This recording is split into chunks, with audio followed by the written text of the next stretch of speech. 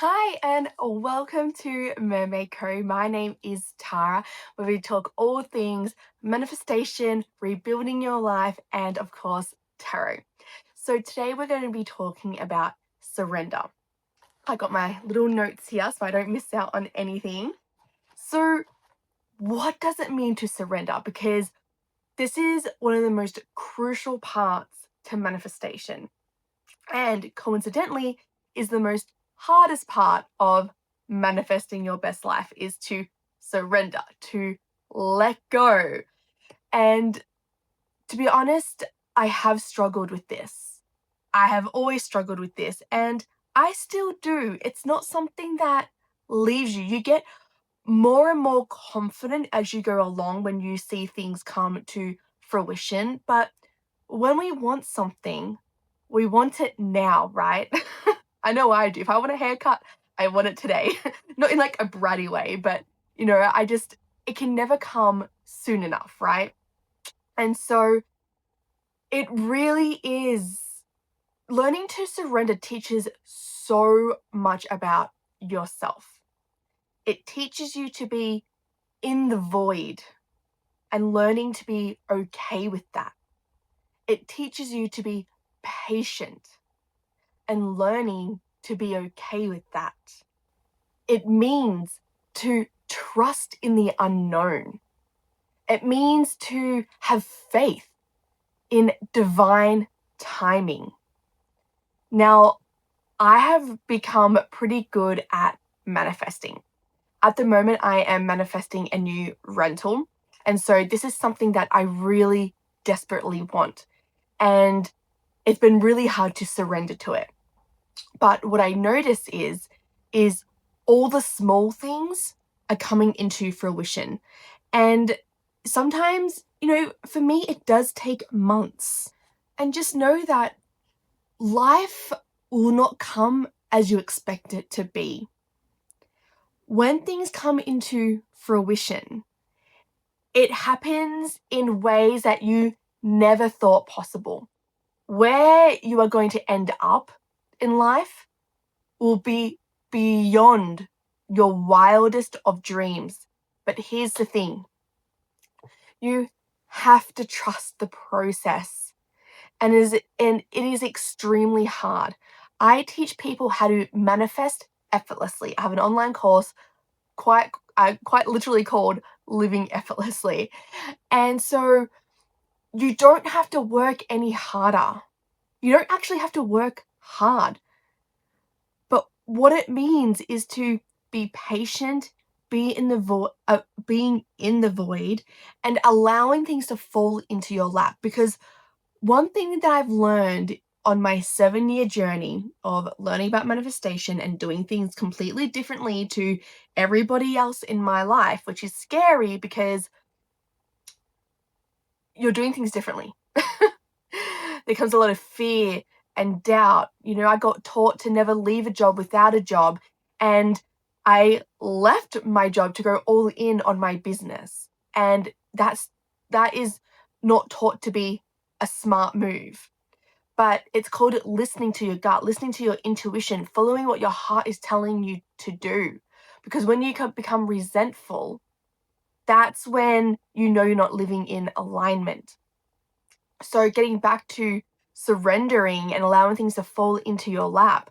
When I have sat in the uncomfortable, sat in the void, and just waiting patiently, not knowing if it's all going to work out or not, if me just sitting and waiting is the wrong thing to be doing and that I need to be actively doing more, that when I have done this, meaning being patient and sat in the void and just waiting for something to fall into my lap, when it has been potent in regards to people, opportunities, my next move. Everything has been potent. And yes, it's been very sparse, but I wouldn't have it any other way. Like, I realized, I've been moving slow. Maybe someone could have built an empire within the time that I'm rebuilding my life. I have had to rebuild my life from complete and utter scratch with nothing to grab a hold of in order to move forward. Now I own my own business. But what I've realized is when people can build an empire within this time frame, there's a lot of urgency. There's a lot of meeting the wrong people, a lot of mistakes that can be done, where when it's slow and steady and you allow things to fall into your lap, it has been, again, potent. I've learned so much about myself, but in regards to mistakes, there really hasn't been many because I've waited. I've waited for people to come into my life. I've waited to become the magnet for my desires, opportunities, like the online courses I've done, the mentors I've had, the friendships that have come in has been wild. It's been incredible. And so when I left my job to go all in on my business, and I was waiting for the next steps in my business. I didn't know really what to do. All I knew was that I needed to leave. Again, considered not smart. And I had, no idea what my next steps were. And that's the thing. When you step into the unknown, you're not going to know what the next 2 to 3 steps are. You're only going to know that one next move. And sometimes you won't even know that one next move, depending where you are in your journey. So at this point, my next step was to leave my job. I did it after 2 years of procrastination. I'm a procrastinator, okay? And that's why my life does move so slowly as well. So life may not happen as slow for you, but I procrastinate, and that kind of gets the better of me sometimes. But anyway, so I left my job, and my daughter had a pool party to go to. Anyway, so the pool party ended and she asked if we could stay longer, and we didn't have anything else on. So I was like, sure. Now, here's the thing. This pool party was on a Saturday. I used to work every single Saturday. My mum would probably normally have taken her to the pool party if I was still in my job. But anyway, so this pool party ended and we stayed. This lady came and, like, the pool was empty, by the way. There was, like, we live in a very rural town. There was probably 1 or 2 other people there. This lady came and put her towel, like, almost overlapping my towel. I was like, dude, like, obviously I didn't say this, but in my head I was like, dude, like, what are you doing? There's this whole pool area and you're sitting directly, like, on my towel, basically. And so it kind of forced us to have a conversation. And this was when I was learning to become a coach. Like, I wanted to leave my job to step in to become a full-time coach. And I was doing massages and tarot readings and just, trying to take it to that next level, but not knowing what to do, right? Anyway, so I get to talking to this lady and it's like, oh, so what do you do? And anyway, so I had told her that, oh, well, I had actually just left my job to go all into my business. And she's like, oh, what's your business? I'm like, well, I'm actually wanting to become a manifestation coach. I teach people about manifestation. And she's like, shut up. She goes, I'm a manifestation coach and the people I help are other coaches build their business. What are the holy chances of meeting someone that is, 1, a manifestation coach, and 2, her whole business is around helping manifestation coaches build their business? And I live in a rural area. Like, that thing isn't necessarily popular here. So I just, like, this is what happens when you just wait, when you trust your gut. See, I would never have met her if I never left my job and just went all in. I didn't have a foundation of clients. I did not have a foundation at all, really. I didn't know what my next step was. This was my next step. She gave me direction. She has been guiding me on my journey. And again, that wouldn't have happened. And you know what? I sat and I waited. And that's the opportunity that came in. So when you are patient, when you wait, the most potent opportunities, the most potent people will fall into your lap. I remember I wanted to meet more friends who are on a more spiritual path. Now, I only really have two friends. They were from my high school, and they are the best friends you could possibly ever have. They, like, I'm sorry, but I'm really biased. You just can't get better than the two friends that I have. But they're not into this stuff. They support me and they listen to my woo-woo, but they're not necessarily into this kind of stuff. Anyway, so I wanted to call in people who are on more of the spiritual path so I can really get into depth of woo-woo talk. And I had to wait. I just waited for these people to fall into my lap. I didn't go and, sometimes your aligned step is to go and do a hobby, a class, something to meet, somewhere to meet people. But I didn't. For me, being a single mom, it's incredibly hard to go and do that. Now, I know that is like a limiting belief. Like everything is a limiting belief when you say you can't do something, all right? It's always a limiting belief. But I'm lazy. I'm a lazy manifester. I want things just to fall into my lap. And you know what? It has. It always has. It's taken its time, but it's always done its job. And when it's happened, it has been potent. This is my word of the year, is potent. So anyway, so I was in my job, set the intention, and my boss hired these most beautiful, loving girls at our work, and we really formed a friendship. We now catch up once a month. We have now started doing retreats together. Not as in like we go to a retreat, but we actually perform the retreat. We will have like our own speciality. Mine's manifestation, of course. One of the other ladies loves to hold women's circles and do Reiki. That's her thing. And there's this one other lady that I formed a really great connection with at work. And her house is where we hold the retreats because I feel like her house is on a heart chakra. It is so calming, so beautiful, and it's just incredible.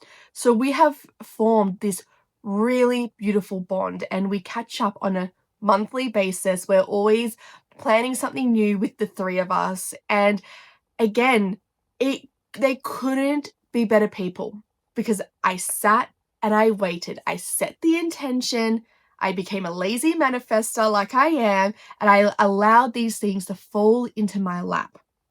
And they did. So to surrender means to trust in the unknown, to sit in that void and be patient. Because when you allow things to fall into your lap, the very thing, like the desire that has fallen into your lap, will be beyond what you could ever expect it to be. So what do you do when you're trying to surrender? You focus on yourself. You feel into all that you are feeling because it will be scarcity, nervousness, doubt, fear, not knowing if everything is going to work out because you're just sitting there patiently waiting for everything to happen. Feel into it all. Don't resist it because your body consumes and holds all that you're feeling when you don't allow yourself to express it, to scream into the pillow, to do your EFT tapping, to cry it out, to talk to a friend. It's incredibly important to lean into all the feelings you don't want to feel. Second is journaling it out. Journaling all that is coming up for you because it does need a place to release. So journaling is really great. Another one is to just focus on your next steps in your personal life whilst you're waiting for this, whatever it is, the house, the car, the job, the relationship, like whatever it may be, just having direction. I mean, that's where I was back 7 years ago, was just wanting to find direction. I literally had nothing to hold on to move forward. And I just had to sit and just wait. Like the uncomfortability, the fear. Oh my gosh. I think I was crying almost every single day. Just like, how do I support my daughter? And like I had moved in with my parents. And whilst that was my safety net, it was still scary. It was still really scary because I want to be able to provide for my daughter. I'm not that person that just sits at home and not wanting to do with anything with my life. Like I have ambition to just sit there and just wait for that idea to come it's like you can't sit still, but you have no choice but to just like wait. And so I know exactly what it feels like and what you're going through. But it means to just focus on, okay, but what do you need to do within yourself? My huge thing was reflection. At the moment, my thing is walking, like getting up 10K steps. Like if you look up the benefits of walking 10,000 steps a day, for me, it takes an hour and a half. I was speaking to another friend and she said it takes her only an hour because she walks quickly. But again, I don't like to walk quickly. I like to just go at a slow pace. I've learned to do this. I like slow living. So it takes me an hour and a half. But the health benefits of 10,000 steps is incredible. So I now want to do that. I've really gotten into lymphatic drainage, Qigong. So look at your personal life and what you need to do better. Is it like having a healthier breakfast, doing like a skincare routine, meditation, stretching your body, doing mobility exercises. So look at what your next step is in regards to your personal health, like what's good for your mentality. And as you take those next steps, and this is it will be outside your comfort zone, to start eating differently, to start living differently, to start learning to meditate and just sit there for 5 minutes is incredibly uncomfortable. You don't want to be in your own skin, but that's where the growth is. That's what your aligned next, like that's what the universe is telling you to do. That is your next aligned step, because whilst it may feel like it has nothing to do with your manifestation, your life will not happen in the way you expect it to be. It will happen beyond your wildest of dreams, but it won't look how you're expecting it to look. It will be better. So, but you think that going for walks, changing what you're eating for breakfast, doing mobility has nothing to do with your desires, but it's all interconnected. Because what you're doing with that is that is your next step. Like that is like what's on the forefront of your mind to do. Maybe it's to go travel, maybe it's to do a class, maybe it's to learn pottery, doing clay making, like build a fairy house. I say these things because these are all things that are my next aligned steps that I'm already partaking in. But it not only is it your next aligned step that's the universe nudging you to do, it's raising your frequency. Like you may find that you have this inner guilt because you're not doing what you know you need to do. And when you finally do it, that guilt goes away and you feel so much better about yourself. But it's about creating consistency, being persistent, being disciplined. And that's the hardest part. Maybe it's waking up earlier is your next step. Like you want to wake up earlier. So it's always going to be something outside your comfort zone. It's always going to be something that you just don't want to, like you don't feel comfortable in your skin, because that skin is shedding, because you're expanding, like you're growing bigger, and that skin that you're in, it's like that's like your old self that you're outgrowing. You're outgrowing that skin that you're feeling uncomfortable being in when you take these next aligned steps. Life will happen in the most magical of ways when you surrender, when you trust in the unknown, you sit in the void, and you just wait patiently, knowing that your next step is something that you need to work within yourself. Maybe it is finally going and seeing maybe a counselor to face all that you're not wanting to face and finally actually sitting with it. Like that could be your next step, is just to feel into it all. Maybe it's learning about EFT tapping. Maybe it's just to get up earlier and start journaling or just journal. It all has its place, even though it feels like that has nothing to do with the house, the relationship, the car, like whatever it is, it's all interconnected. It all matters. So trust yourself, trust in the invisible energies, and sit pretty. So I hope you like this video. Please subscribe, leave only nice comments in the comments section. Let's create a beautiful community of us manifestors, and I will see you in the next video.